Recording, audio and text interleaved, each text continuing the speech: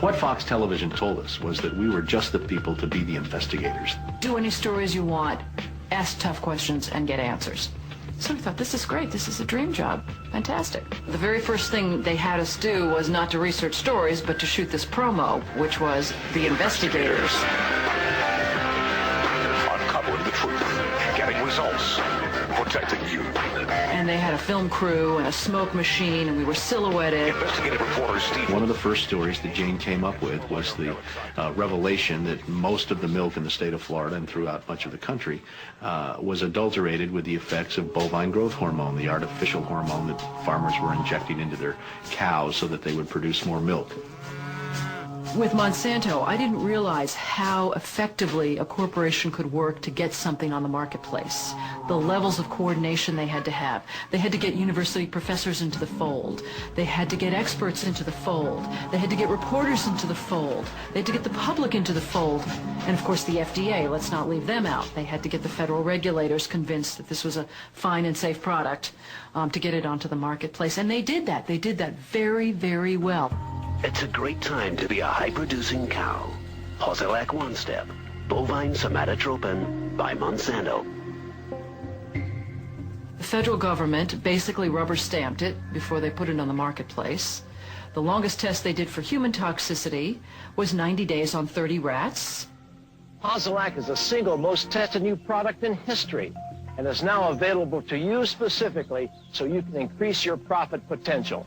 And then either Monsanto misreported the results to the FDA, or the FDA didn't bother to look in depth at Monsanto's own studies.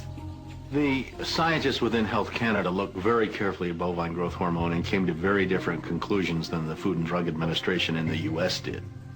Monsanto's engineered growth hormone did not comply with safety requirements. It could be absorbed by the body and therefore did have implications for human health. Mysteriously, that conclusion was deleted from the final published version of their report. They knew there were problems. They saw serious potential human health problems, and they stood up in Canada and said, we're not going to approve this because we don't believe it's safe. We have been pressured and coerced to pass drugs of questionable safety, including the RBST. I personally was very concerned that there's a very serious problem of secrecy, conspiracy, and things of that nature, and something needs to be done. The FDA was then on the hot seat. They had to come up with an answer. They didn't come up with a good one. And they never took the opportunity then. I mean, what would they do? Pull it off the market and say, we need to now do the job that we didn't do the first time? They didn't do that. We wrote the story. We had it ready a week beforehand. They bought ads. Farmers in the milk industry say it's safe, but studies suggest a link to cancer. Don't miss this special report from the investigators. That Friday night before the Monday this series was to begin, the fax machine spit out a letter from this very high-priced lawyer in New York that Monsanto had hired. It contained a lot of things that were just off-the-wall false, just demonstrably false.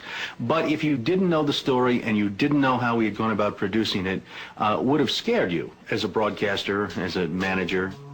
And they decided that they would pull the story and they would just check it one more time.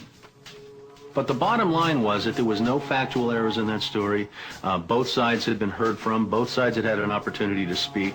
1 week later, Monsanto sent the second letter. And this was even more strongly worded.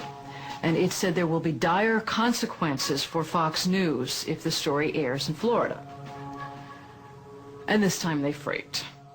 They were afraid of being sued, and they were also afraid of losing advertising dollars at all of the stations owned by Rupert Murdoch. And he owned more television stations than any other group in America. That's 22 television stations. That's a lot of advertising dollars for Roundup, Aspartame, NutraSweet, and other products.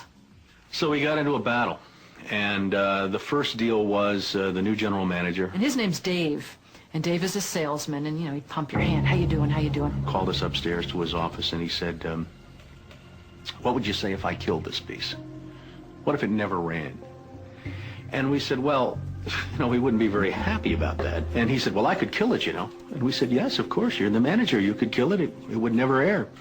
And he's hemming and he's hawing and he's back and he's forth. And we couldn't figure out, what is this all about? And finally he blurted out, look, would you tell anybody?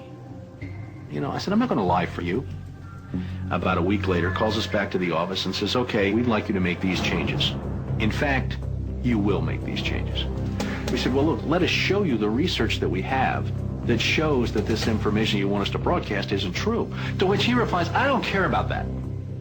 I said, pardon me?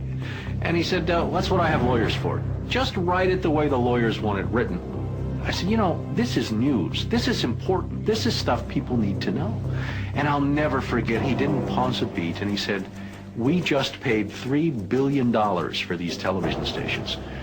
We'll tell you what the news is. The news is what we say it is. I said, I'm not doing that. And he said, well, he said, if you refuse to present the story the way we think it should be presented, you'll be fired for insubordination. I said, I will go to the Federal Communications Commission and I will report that I was fired from my job by you, the licensee of these public airwaves, because I refused to lie to people on the air. And it's thank you very much. You'll hear from us right away. Well, 24 hours came and went and we didn't hear a thing. And about a week later, he calls us back, and now we've changed strategies. How about if we pay you some money and you just go away? And I said, how much money? Because, you know, when somebody offers to bribe you like that, I always want to know if it might be worth it. He was going to offer us the rest of our year's salary if we agreed not to talk about what Monsanto had done, to not talk about the Fox corporate response in suppressing the story, and to not talk about the story. Not talk about BGH, again, anywhere. Not take the story to another news organization. Just zip up. I said, you mean if I want to go to my daughter's PTA meetings and explain what's in the school milk at the school lunch program? I can't. No. You can never speak about this anywhere. And Steve says, okay, write it up. And I'm like, what are you talking about? Write it up. And I didn't say anything. And Dave, he wrote it up.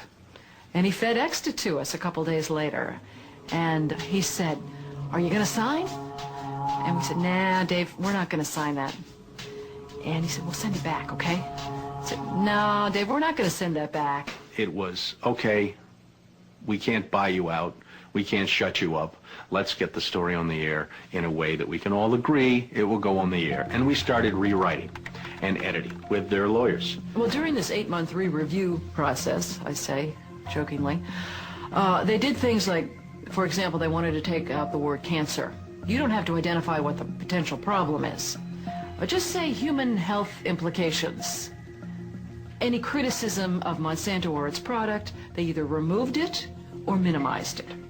And it was very, very clear, I would say, almost every edit they made to the piece, that was the aim. And we changed this and this and this, and then that wasn't good enough. Okay, now change this and this and this. Now change this and this. Version after version after version, 83 times. 83 times is unheard of. It doesn't happen. You shouldn't have to rewrite something 83 times. Obviously, they didn't want to put the thing on the air, and they were trying to drive us crazy and get us to quit or wait until the first window in our contract so that they could fire us. They, in effect, announced that they were going to fire us for no cause. Well, this was a little much. And Steve wrote a letter to the lawyer in Atlanta, whose name is Carolyn Forrest, the Fox corporate lawyer. And I said, you know, this isn't about being fired for no cause. You're firing us because we refused to put on the air something that we knew and demonstrated to be false and misleading. That's what this is about. And because we put up a fight, because we stood up to this big corporation, and we stood up to your editors, and we stood up to your lawyers, and we said to you, look, there ought to be a principle higher than just making money. And she wrote a letter back and said, you are right. That's exactly what it was. You stood up to us on this story, and that's why we're letting you go. Jane sued Fox under Florida's whistleblower statute, which protects those who try to prevent others from breaking the law. But her appeal court judges found that falsifying news isn't actually against the law. Florida's appellate court has ruled in favor of Fox 13. You may recall that Jane Acree, a former reporter here, sued Fox 13 in a whistleblower lawsuit, claiming she was fired for refusing to distort her report. The appeals court today threw that case out, saying Ms. Acree had no whistleblower claim against the station based on news.